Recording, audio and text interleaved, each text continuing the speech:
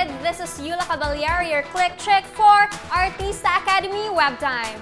3 days na lang at malalaman na natin kung sino ang tatanghaling Best Actor at Best Actress ng Artista Academy. Makukuha kaya ito ni na Mark and Shira? Kamustahin natin sila.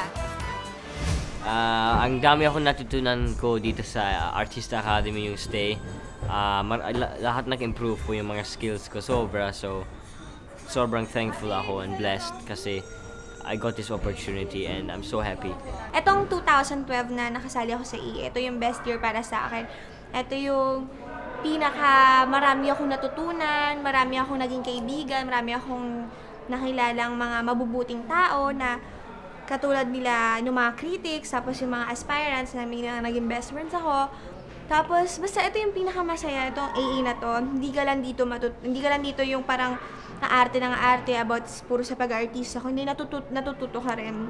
Kumbaga, kahit na hindi ako nakapag-aral ngayon, kahit nag-stop ako, dito iba pa rin yung binibigay nila. Iba yung treatment nila dito na nag-aaral talaga kami kung paano. Pinag-aaralan naman lahat. Maaral kaming na kumarte, kumanta, sumayaw, lahat-lahat. At saka, may mga lessons kaming napupulot talaga sa bawat oras, sa mga araw-araw na pagpasok namin. So, masabi ko sa AA na sobrang nagpapasalamat ako, na sobrang thankful ako na nakapasok ako dito.